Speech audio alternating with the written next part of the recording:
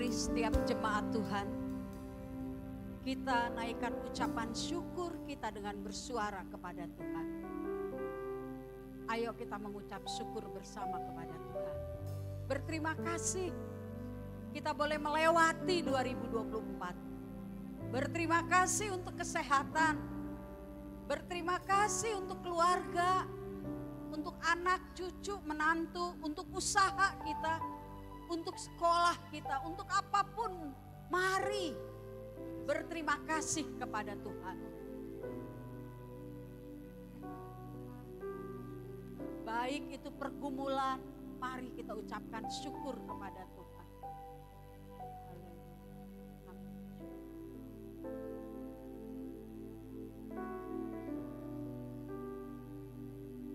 Baik atau tidak baik keadaan kami, kesukaan atau kesedihan, kami tetap percaya semua ada di dalam kontrol Tuhan. Oleh karenanya kami mau memasuki 2025 dengan ucapan syukur dan kami mengatakan Tuhan itu baik. Kami berterima kasih karena kami adalah biji mata Tuhan, umat kesayangan Tuhan. Biarlah saatnya kami duduk diam merenungkan bagian firman Tuhan yang membawa kami sungguh-sungguh untuk datang kepada Tuhan. Dengan hati yang kami mau bawa sungguh-sungguh kepada Tuhan. Karena di tahun 2025 kami memasuki resolusi yang baru. Kami memasuki pikiran yang baru. Kami memiliki hati yang baru kepada Tuhan. Oleh karena itu Tuhan, tolong kami semua. Supaya kami terus memiliki pengharapan di dalam Tuhan. Supaya terus kami menaruh harapan kami yang sejati hanya kepada Tuhan. Terima kasih, memberkati kami semua. Di dalam nama Yesus kami mematahkan segala sesuatu pengenalan yang bukan daripada Tuhan. Segala hal yang membawa kami tidak fokus kepada Tuhan, kami patahkan dalam nama Tuhan Yesus. Kami hanya mengundang kuasa Allah menerangi, menaungi, bahkan memerintah hati dan pikiran kami. Di dalam nama Tuhan Yesus yang siap untuk mendengar firman, mari bersama saya katakan amin. Silahkan duduk. Ya, shalom, selamat Natal, selamat tahun baru. Ya, puji Tuhan, semua ada dalam kasih anugerah Tuhan. Ya, terima kasih untuk pujian-pujiannya yang begitu menguatkan. Iya, hari ini, pagi ini, secara khusus kita akan melalui tiga bagian ya, dan saya harap kita boleh menjalankannya dengan cepat. Yang pertama adalah firman Tuhan, kemudian kita masuk di dalam perjamuan kudus, dan setelah itu kita masuk untuk pengurapan awal tahun bagi semua jemaat Tuhan. Ya, untuk pengurapan nanti saya minta pengurus dulu, baru setelah itu Bapak Ibu jemaat Tuhan. Waktu kita memasuki tahun baru, ada banyak sekali di handphone ya, bagaimana beberapa orang, apakah dari kita ada yang melakukannya, pas tahun baru jam 12 masuk ke dalam kolong mana? Kolong mana? Nah, ada yang tahu, kolong meja, makan apa? Anggur. Berapa biji? 12. Ada yang doanya macam-macam, ada yang minta jodoh, minta usaha dan sebagainya. Tapi saya lihat semuanya di TikTok itu pada masuk kolong meja dan makan anggur 12 biji. Ya, dan beberapa artis pun melakukan hal itu. Ya, semua orang mengharapkan hal yang baik. Semua orang ingin sesuatu yang baik. Dan saya mau katakan pengharapan adalah sesuatu yang penting di dalam hidup manusia. Harapan berbicara mengenai sesuatu yang ada di depan, bukan yang ada di belakang. Tetapi berbicara di masa yang akan datang. Selama masih ada harapan, maka kegagalan, kekalahan, kesakitan, kekecewaan itu dapat ditanggung oleh kita. Karena harapannya masih tersedia, memberikan kita kekuatan untuk bangkit kembali. Harapan memberikan semangat untuk menghadapi hari-hari kita di depan. Karena ada cahaya atau seberkas cahaya yang masih kita dapat lihat untuk kita lalui. Tanpa pengharapan, manusia tidak bisa melihat ke depan, termasuk saya. Gelap, dan ini mengakibatkan beberapa orang mengakhiri hidupnya karena merasa nggak ada arti, kosong hidupnya, hopeless ya, atau keputusasaan mematahkan semangat seseorang untuk membuat jiwa mereka tertekan dan membuat seseorang akhirnya melakukan hal yang tidak benar. Itu sebabnya sangat penting pada awal ibadah 2025 kita mempelajari apa yang disebut dengan harapan atau pengharapan. Mengakhiri 2024, kita ini semua ada di berbagai versi ya. 2024 mungkin kita akhiri dengan banyak air mata, dengan banyak pergumulan, dengan banyak hal yang belum terselesaikan. Mungkin ada hal-hal yang menjadi tanda tanya, misteri di depan. Bahkan saya mendapatkan kiriman dari para wanita yang ada di Surabaya, bagaimana seorang pejabat, kalau tidak salah itu wali kota Surabaya, memberikan pengumuman kepada warga Surabaya supaya dari sejak tanggal 2 sampai tanggal 10 Januari untuk mereka berhati-hati.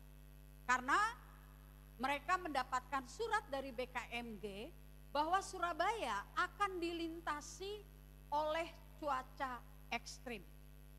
Jadi akan ada banjir bandang, akan ada puting beliung, lalu hujan yang intensitasnya tinggi, lalu bencana alam. Oleh karena itu dihimbau untuk semuanya berhati-hati. Dan di kita saya melihat rumah dari Ibu Yani dan Pak Miming masih tergenang air sebetis ya, masih sebetis ya. Setiap hujan pasti mereka mengalami banjir, tapi kita bersyukur mereka bersemangat untuk tetap datang beribadah. Ya, kita akan melihat Yeremia 29 ayat 11, silahkan slide-nya. Sebelumnya 1 Petrus dulu, atau saya baca dulu Yeremia 29 ayat yang ke-11. Yeremia 29 ayat yang ke-11. Sebab aku ini mengetahui rancangan-rancangan apa yang ada padaku mengenai kamu. Demikianlah firman Tuhan, yaitu rancangan damai sejahtera dan bukan rancangan kecelakaan, untuk memberikan kepadamu hari depan yang penuh harapan. Tadi saya mulai dengan bagaimana beberapa orang mempercayai dengan memakan anggur di bawah kolong meja, maka segala yang mereka inginkan, yang diharapkan dapat terpenuhi.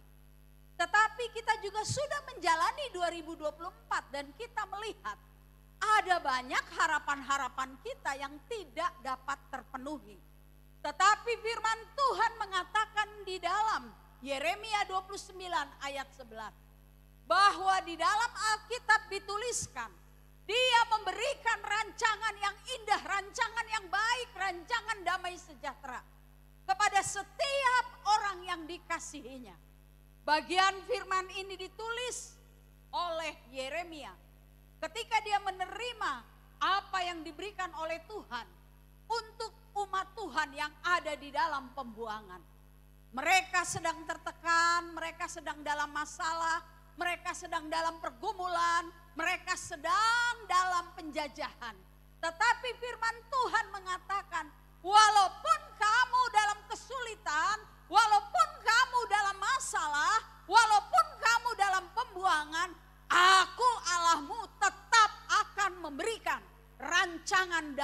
sejahtera. Amin. Dan ini berlaku untuk kita.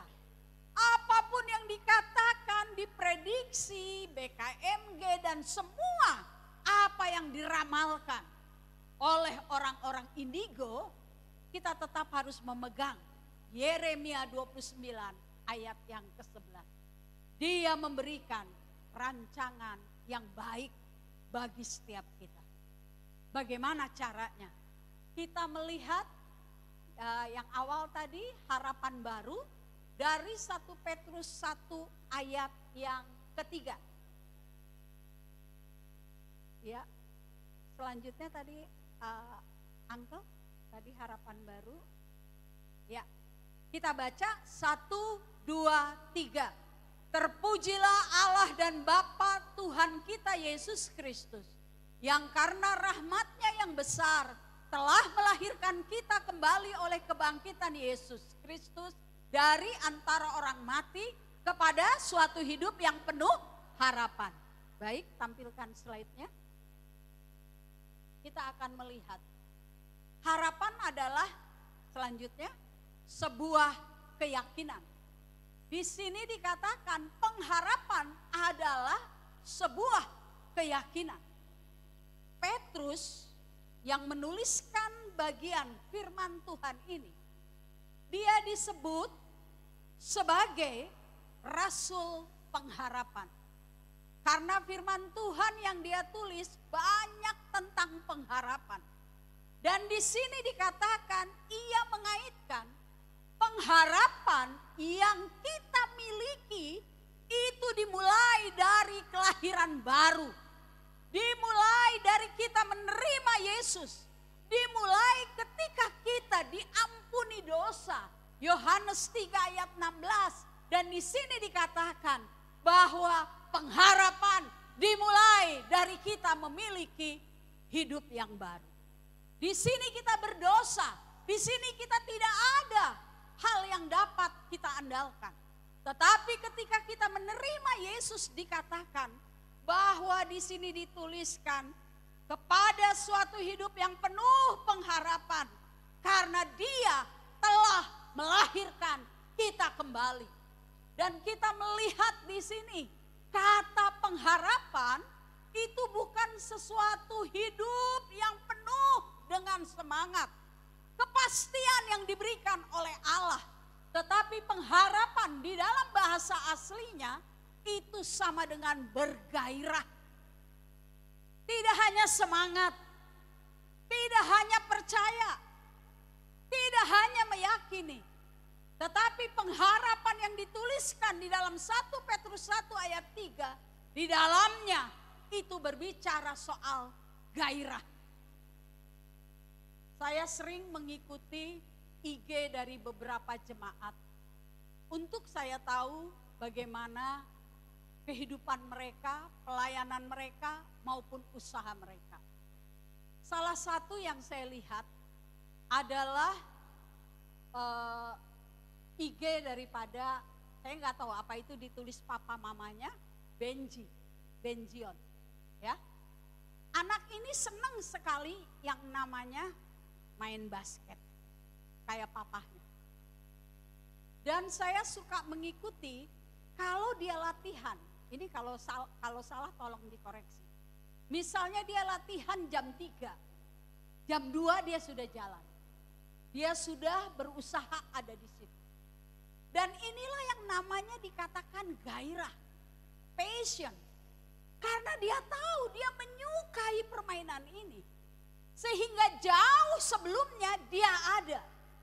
Walaupun mungkin habis liburan, dia akan datang untuk latihan. Dia tidak mau melewati satu latihan sekalipun. Karena dia menyukai permainan itu. Dan ini yang dikatakan oleh Petrus. Bahwa pengharapan kita sebagai orang percaya dimulai dari kita lahir baru. Di mana kita tahu Tuhan Yesus memberikan keselamatan. Memberikan pengampunan dosa. Dia bukan hanya Allah sebagai juru selamat. Tetapi dia Allah yang hidup. Dia Allah yang bangkit. Dia Allah yang dalam kekekalan. Bahkan saya boleh mengatakan di sini bahwa Tuhan Yesus bangkit, Tuhan Yesus mati, tetapi dia bangkit, dia hidup, dan dia memberikan hidup kekal.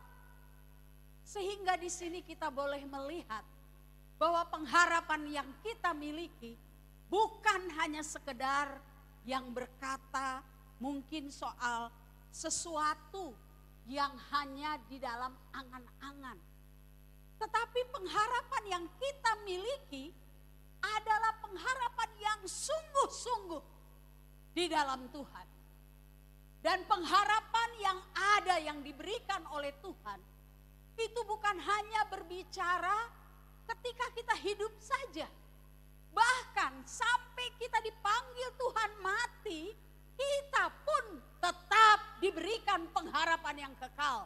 Bahwa Dia membangkitkan kita, bahwa kita ikut memerintah bersama dengan Dia. Sehingga kehidupan kita bukan kehidupan yang sia-sia. Katakan amin. Jadi kalau kita sebagai orang percaya sudah lahir baru, sudah memperoleh keselamatan, kita memiliki Allah yang besar. Tadi pujian mengatakan, sekali Yesus tetap Yesus. Tidak ada yang lain.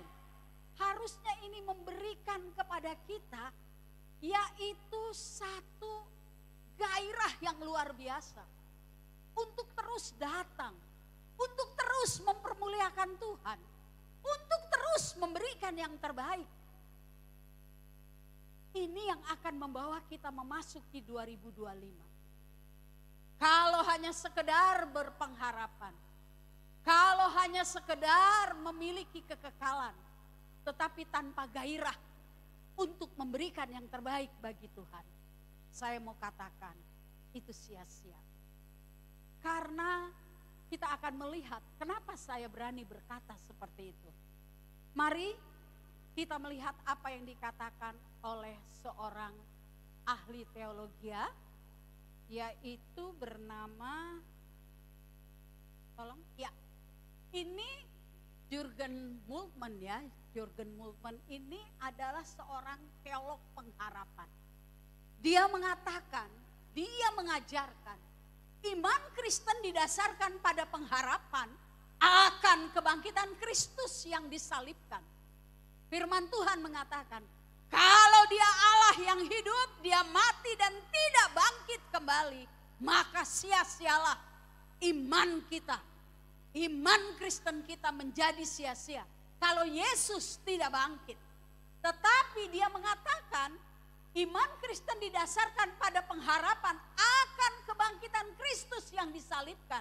Dia juga berpendapat bahwa teologi pengharapan harus merealisasikan kehadiran Kristus di dalam dunia ini. Secara khusus dalam hidup kita. Apakah Yesus hidup? Apakah Yesus ada? Apakah karakter Kristus menjadi bagian kita atau tidak? Kita akan melihat dari Ibrani 6 ayat 19. Selanjutnya, Uncle silakan. Iya, kita membaca dulu Ibrani 6 ayat yang ke-19. Kita baca bersama. Boleh baca sama-sama saya karena ini penting. Baik, ayat 19, 1, 2, 3. Pengharapan itu adalah, udah pada sarapan belum?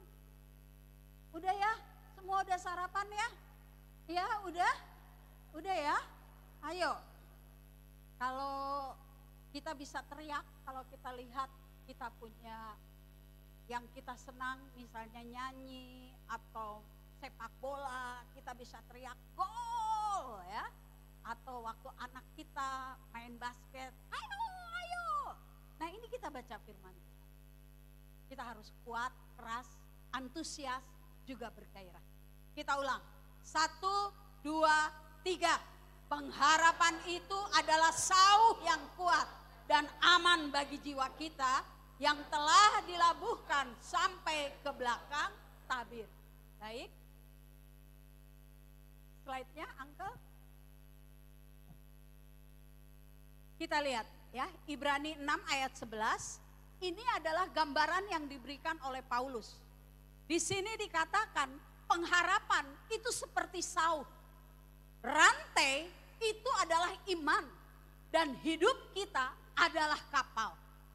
Kenapa dikatakan seperti ini? Di sini kita sama-sama belajar bahwa pengharapan itu digambarkan adalah jangkar untuk membantu kapal supaya tidak hanyut atau hilang karena pusaran angin yang kuat, arus atau gelombang yang kuat. Dan untuk melakukan fungsinya, jangkar itu nggak bisa berdiri sendiri. Harus ada rantai yang diperlukan atau tali yang menghubungkan jangkar dengan tali. Dan ini adalah satu ilustrasi yang sangat menarik. Jangkar adalah pengharapan, rantai adalah iman, dan kapal itu adalah hidup kita.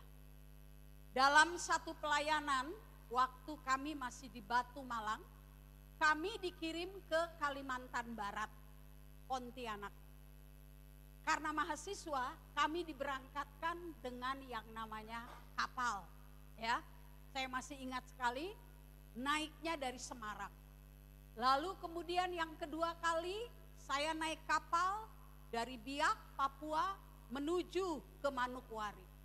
Di situ akhirnya saya belajar beberapa kata dari orang-orang kapal. Ketika kapal mulai masuk ke pelabuhan, mulailah berteriak, ya kanan kiri ya, semua berteriak seperti itu. Lalu disitulah diturunkan yang namanya jangkar. Dan disinilah kita melihat bahwa jangkar atau pengharapan tanpa iman itu nggak ada artinya. Iman tanpa pengharapan juga nggak ada artinya. Jadi semua ini harus menjadi kesatuan di dalam hidup kita. Ketika di sini kita belajar bahwa bahasa iman adalah bahasa, boleh saya katakan, yang dimengerti oleh kerajaan Allah. Ayo kita melihat Markus pasal yang kelima, ya, Markus pasal yang kelima, ya, slide selanjutnya, Markus pasal 5, ya, saya katakan iman adalah bahasa yang dimengerti oleh kerajaan Allah. Bukan berarti bahwa doa-doa kita nggak didengar, bukan. Tapi saya mau mengatakan begitu pentingnya iman di dalam kehidupan kita. Markus 10 ayat 52. Ini berbicara soal Bartemius yang buta, miskin, pengemis. Dia berteriak-teriak kepada Tuhan untuk minta disembuhkan. Dan secara singkat ayat 52 dikatakan, "Hai Bartemius, imanmu menyelamatkan engkau." Kemudian Markus 5 ayat 34 tentang perempuan pendarahan. 12 tahun pendarahan. Dia memegang jubah Yesus dengan harapan dia akan disembuhkan. Dan ketika Tuhan merasakan ada kekuatan yang keluar dari tubuhnya, dia bertanya, "Siapa yang memegang jubahku?" Lalu murid-muridnya ngomong, "Loh, mana kami tahu orang begitu banyak?" Dan perempuan ini ketakutan dan dia katakan, Aku yang memegang jubah guru. Karena aku berpikir asal ku pegang jubahnya." Dan Tuhan Yesus katakan, "Hai ibu, imanmu menyembuhkan engkau." Disinilah kita melihat bahwa iman adalah bahan baku dari pengharapan. Di mana dikatakan di sini bahwa iman itu, jangkar itu, sauh itu dilempar sampai ke belakang tabir daripada perjanjian lama. Diceritakan di dalam perjanjian lama bahwa ada tabir yang menutupi ruang suci dan ruang maha suci. Di mana hanya imam yang boleh dipilih setahun sekali saja untuk melayani. Imam itu harus kudus, harus tidak melakukan hal yang tidak benar. Sehingga ketika dia masuk untuk melayani, dia tidak kena kutuk atau menjadi mati. Dan tidak semua orang bisa masuk. Tetapi Ibrani mengatakan, Sauh itu dilemparkan. Dan ketika Tuhan Yesus mati di atas kayu salib, maka tabir yang memisahkan antara ruang suci dengan ruang maha suci itu terbelah dua. Yang menunjukkan bahwa semua orang tanpa perlu imam besar boleh datang kepada Tuhan. Boleh datang mengaku dosa. Boleh datang menyembah Tuhan tanpa ada lagi perantara. Kita pribadi boleh datang. Dan ini yang digambarkan bahwa Sauh itu melewati perjanjian lama kepada perjanjian baru, yaitu kepada Tuhan Yesus. Inilah iman pengharapan yang diberikan kepada kita yang sudah lahir baru. Setiap waktu kita bisa datang kepada Tuhan tanpa kita takut bahwa kita akan celaka. Setiap waktu kita bisa datang kepada Tuhan untuk menyembah, untuk memuliakan, untuk meninggikan Allah kita. Lalu disinilah kita sama-sama juga belajar. Pengharapan di dalam Yesus bukan hanya di dalam dunia ini saja, tetapi sampai kepada kematian. Karena dia sudah mengalahkan maut. Yang paling ditakutkan manusia adalah kematian. Dan Yesus bangkit dari kematian. Oleh karena itu pengharapan di dalam Tuhan adalah satu paket yang lengkap. Yang diberikan Tuhan kepada setiap orang yang sudah lahir baru. Yang jadi masalah, kepada siapa pengharapan kita taruh? Apa kepada kekuatan kita? Apa kepada jabatan kita? Apa kepada anak-anak kita? Apa kepada pekerjaan atau usaha kita? Kadang-kadang kita taruh di Yesus, kadang-kadang kita angkat, kita taruh di mana pengharapan kita. Tetapi di sini diajarkan oleh Petrus, pengharapan dimulai akarnya dari segala sesuatu adalah pengenalan kita kepada Tuhan. Dimulai dari kita lahir baru. Disitulah kita memegang kebenaran bahwa Dia Allah yang besar, bahwa Dia Allah yang hidup, bahwa Dia Allah yang bangkit, bahwa Dia Allah yang memberikan kekekalan, bahwa Dia Allah yang menyertai, bahwa Dia Allah Immanuel, Ebenezer, dan segala sesuatu yang kita terima sepanjang umur hidup kita. Inilah pengharapan yang diberikan oleh Tuhan.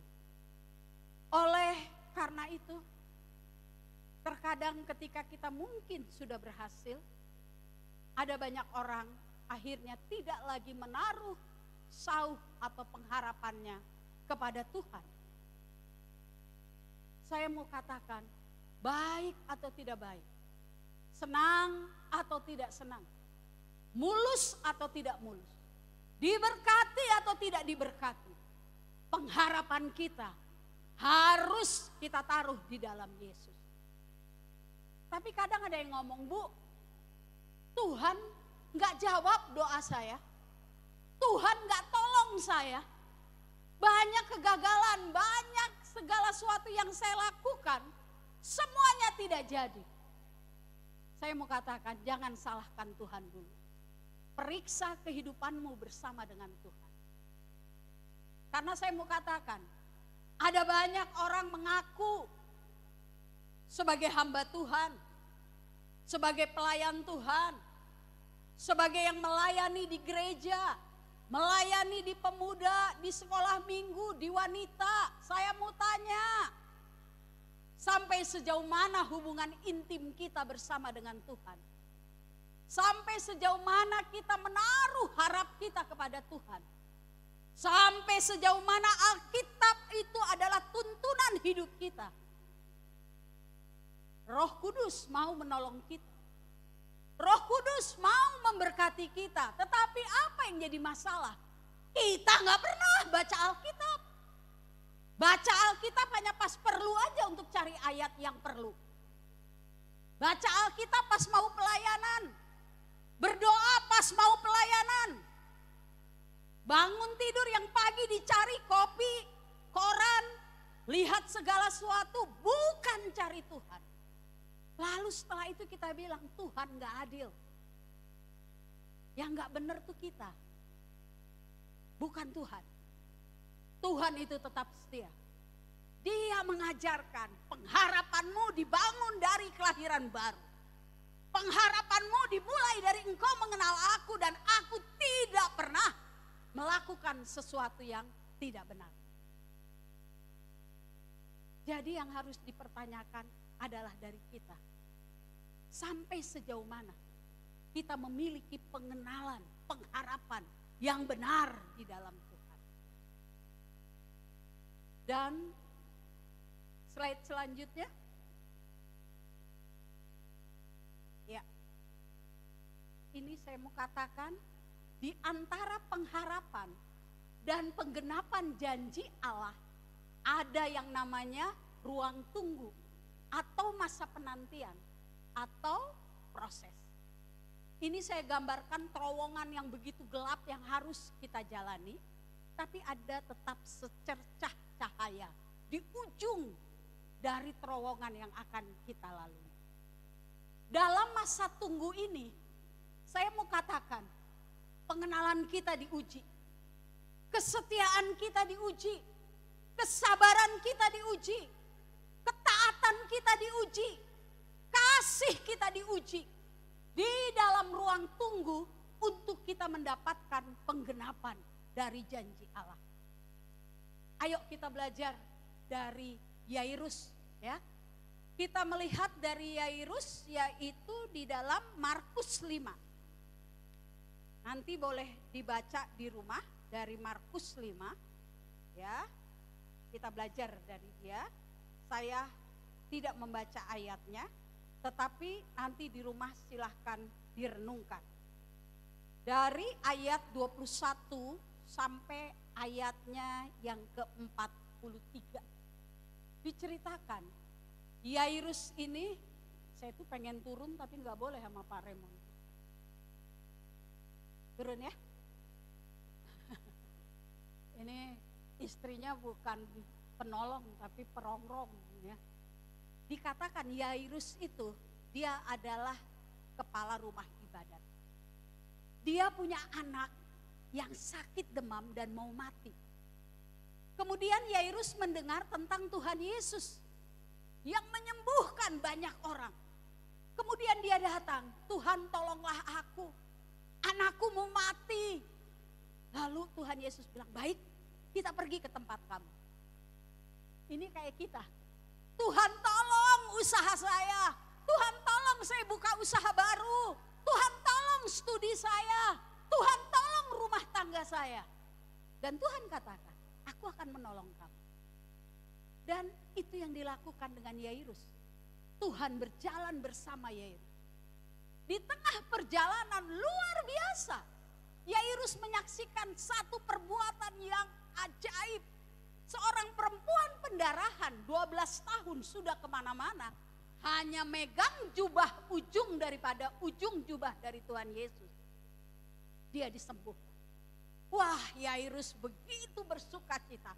Aduh, kalau orang lain ditolong, saya juga pasti ditolong. Karena saya memiliki Allah yang sama. Allah yang besar. Amin.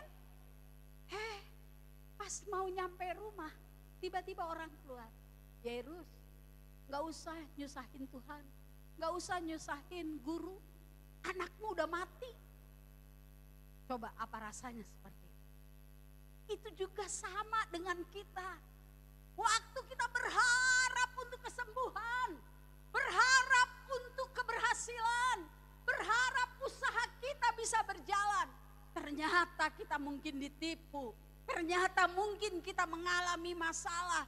Ternyata mungkin kita mengalami fitnahan. Di situ bagaimana Tuhan? Apakah tetap mau percaya? Apakah tetap mau memiliki pengharapan? Tetapi lihat, Tuhan tidak terganggu. Tuhan kata, dia hanya tertidur. kadang-kadang Tuhan itu mau berbicara dengan kita apa yang menjadi kehendaknya dalam hidup kita. Tapi kadang kita terlalu sibuk dengan pikiran kita, dengan masalah kita. Kita gak lihat apa yang Tuhan mau bicara. Alkitab, doa adalah kita bicara dengan Tuhan. Kita bicara kepada Tuhan. Baca Alkitab, disitulah Tuhan berbicara kepada kita. Seberapa banyak hidup kita bawa dalam doa. Seberapa banyak kita bawa hidup kita di dalam pembacaan Alkitab. Ini penting sekali Bapak Ibu. Dan kita lihat Yairus menguatkan hati dan mempercayakan diri kepada Tuhan. Dan akhirnya Tuhan secara singkat menyembuhkan anak itu. Langsung sembuh, langsung hidup dan dikasih makan. Sehingga anak perempuannya hidup kembali. Apakah Tuhan gak bisa waktu masih di jalan berdoa? Bisa. Apakah Tuhan gak bisa menghidupkan dia langsung waktu di jalan? Bisa. Dimanapun bisa Tuhan lakukan. Tetapi di ruang tunggu ini Tuhan melihat percaya kita. Tuhan menguji kesetiaan kita. Tuhan menguji keutamaan kita kepada Tuhan. Tuhan menguji sampai di mana kita terus percaya kepada Dia. Saya memberikan contoh. Abraham menunggu 25 tahun untuk penggenapan janji. Yusuf 17 tahun. Daud 13 tahun. Bapak, Ibu, Saudara, jemaat Tuhan yang terkasih. Berapa lama menunggu penggenapan janji? Baru seminggu gak dijawab sudah marah. Sebulan gak dijawab sudah seperti apa. Apalagi tahunan. Pasti kita menjadi kecewa. Tetapi di sini kita belajar bahwa bagaimana caranya. Kenapa Abraham, kenapa Daud, kenapa Yusuf, kenapa Yairus bisa menjalani semua itu. Ayo, ini yang terakhir. Apa yang harus kita lakukan di dalam ruang tunggu yang diberikan oleh Tuhan untuk setiap penggenapan janji. Kita lihat Ibrani 6 ayat 11 sampai yang ke-12. Ini yang terakhir. Ibrani 6 ayat 11-12. Tetapi kami ingin supaya kamu masing-masing menunjukkan kesungguhan yang sama untuk menjadikan pengharapanmu suatu milik yang pasti sampai pada akhirnya. Agar kamu jangan menjadi lamban, malas, tetapi menjadi penurut-penurut mereka yang oleh iman dan kesabaran mendapatkan bagian dalam apa yang dijanjikan oleh Allah. Disinilah kita melihat apa yang harus saya tunggu, apa yang harus saya lakukan ketika Tuhan mengizinkan saya lama, sebentar, separuh, ataupun kapan di ruang tunggu. Di sini dikatakan bahwa kita harus terus memiliki pengharapan itu sebagai milik yang pasti. Bukan sesuatu yang kita katakan berangan-angan. Kalau jadi syukur, enggak jadi ya enggak apa-apa. Kalau jadi haleluya, enggak jadi ya wes, bukan bagian saya. Enggak. Tetapi di sini dikatakan miliki pengharapan itu sebagai satu pengharapan yang betul-betul pasti di dalam hidup kita. Yang berarti kita meyakini Dia Allah yang hidup, Dia Allah yang memberkati, Dia Allah yang menjawab doa, Dia yang memberikan kekekalan, Dia yang berjalan dengan saya. Sehingga kalau kita memiliki pengharapan yang pasti, kita gak akan mudah diombang-ambingkan oleh masalah. Kita seperti sauh yang ditanam ke dalam. Jangkarnya, pengharapannya gak kelihatan. Tetapi rantainya doanya kita bisa lihat, imannya kita bisa lihat, pengharapannya mungkin nggak kelihatan. Tetapi dari doa-doa Bapak Ibu jemaat Tuhan, ya Tuhan kami percaya suatu waktu kami akan memiliki rumah ibadah, sesuatu yang akan Tuhan berikan. Kapan? Kita nggak tahu, tapi kita punya pengharapan yang pasti. Tuhan akan memberikan rumah ibadah. Amin. Ini yang harus menjadi pengharapan yang pasti di dalam hidup kita. Begitu juga ketika kita mendoakan anak kita, mendoakan menantu kita, mendoakan segala sesuatu yang ada pada diri kita. Bahkan sampai kepada usaha pekerjaan kita. Kalau tahun lalu mungkin diizinkan kita mengalami pergumulan, kita percaya tahun ini Tuhan akan berkarya di dalam setiap usaha pekerjaan kita, dalam studi kita, dalam apapun yang kita lakukan. Asal tadi pengharapan itu akarnya adalah kelahiran baru. Bahan bakunya adalah iman. Pengharapan itu tanpa iman sia-sia. Tapi kalau hanya punya iman gak punya pengharapan, itu pun sia-sia. Dan selanjutnya dikatakan, jangan menjadi lamban. Pergumulan masalah situasi jangan membuat kita ogah-ogahan untuk menyembah Tuhan. Jangan ogah-ogahan untuk datang beribadah. Seakan-akan kita tidak memerlukan Tuhan. Seakan-akan kita bisa hidup sendiri di dalam dunia ini tanpa pertolongan Tuhan. Saya pernah dikirimi, ini yang tadi malam saya coba cari tapi saya nggak dapat. Seorang hamba Tuhan, pendeta dari Korea. Saya lupa namanya, tapi saya janji saya akan cari. Dia punya anak perempuan, gadis, cantik, sangat disayang, belum pernah pacaran. Tetapi di dalam khotbahnya dia ceritakan, satu waktu saya kurang paham ya, anak itu ada di mana dan sedang apa. Tetapi dia mengatakan, anaknya diperkosa oleh 7 orang pria. Dia katakan, anak saya perawan. Anak saya tidak pernah bergaul dengan laki-laki dengan sembarangan. Tetapi dia diperkosa oleh 7 orang. Anak saya mengalami trauma. Kami mengalami trauma. Kami mengalami krisis iman. Kami mengalami hal yang begitu mengerikan dalam hidup kami dan pelayanan kami dan gereja kami. Tetapi dia kata, di ruang tunggu inilah saya dibentuk oleh Tuhan. Di ruang tunggu inilah setiap hari saya teriak kepada Tuhan. Di ruang tunggu inilah dia belajar. Bukan hanya menerima janji yang diberikan, yang dijanjikan oleh Tuhan. Tetapi yang dia katakan, di ruang tunggu, saya lebih mengenal, saya lebih mengasihi si pemberi janji itu kepada keluarga kami. Hatinya hancur, hancur. Marah, ya marah. Kecewa, pasti kecewa. Tapi dia menggambarkan, dia itu seperti gelas yang pecah. Dan dia mencoba untuk mengumpulkan gelas itu satu persatu yang hancur. Supaya menyatu kembali. Dan dia bilang, kalau bukan kasih Yesus, mereka sekeluarga akan terhilang. Tapi lewat apa yang dia katakan di dalam khotbahnya, walaupun saya kurang begitu paham dengan bahasa Inggris, tapi saya bisa menangis sendirian.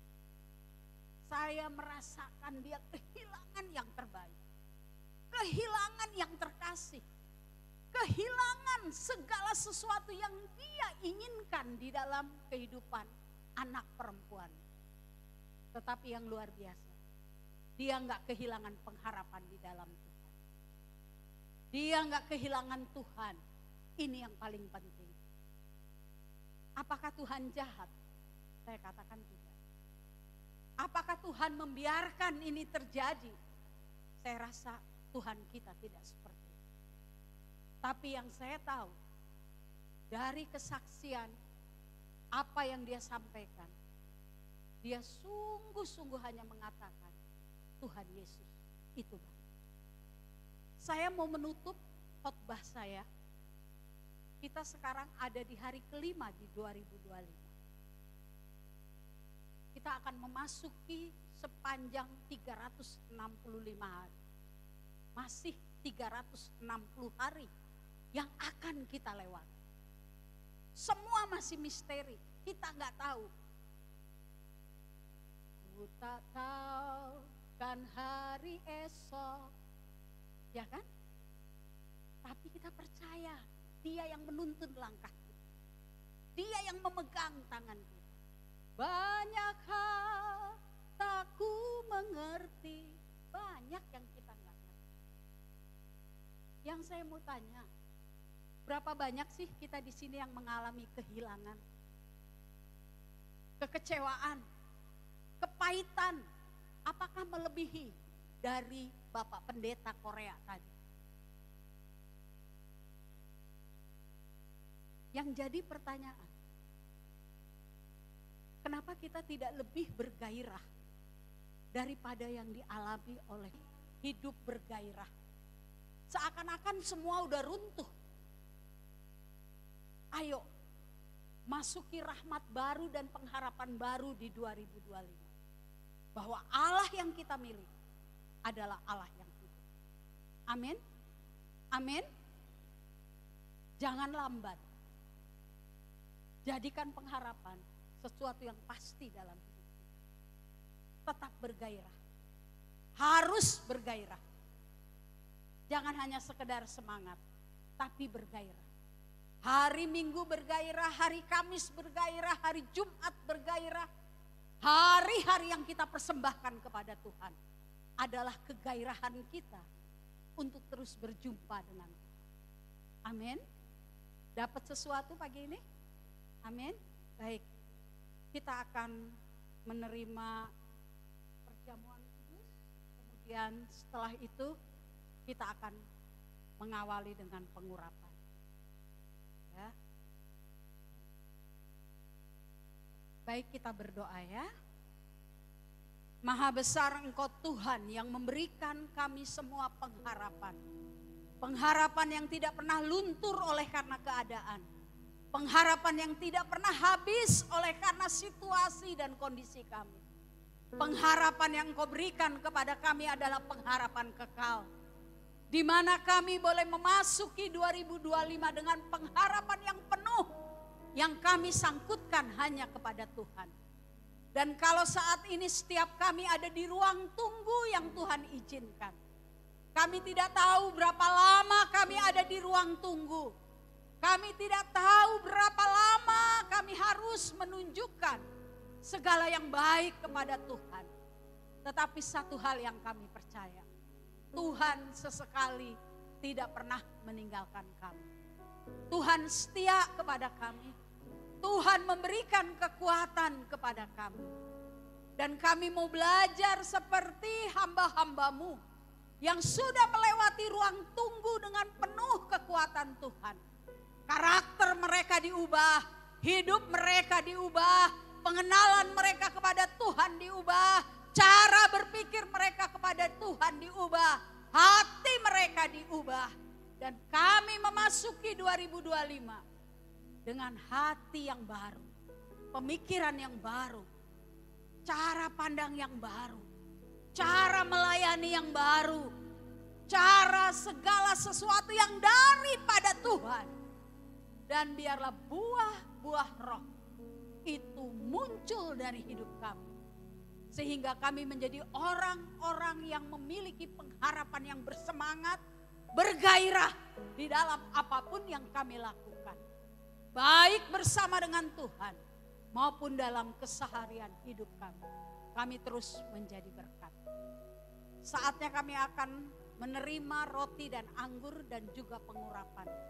Biarlah lewat apa yang kami lakukan semuanya mempermuliakan Tuhan. Kami tidak memandang apa yang harus kami terima. Tetapi biarlah kami membalikkannya pada tahun ini. Kami melihat apa yang harus kami berikan, apa yang harus kami lakukan untuk Tuhan. Sehingga kami boleh berkenan kepada Tuhan. Dalam nama Tuhan Yesus, kami sudah berdoa. Amin. Petugas ini silahkan.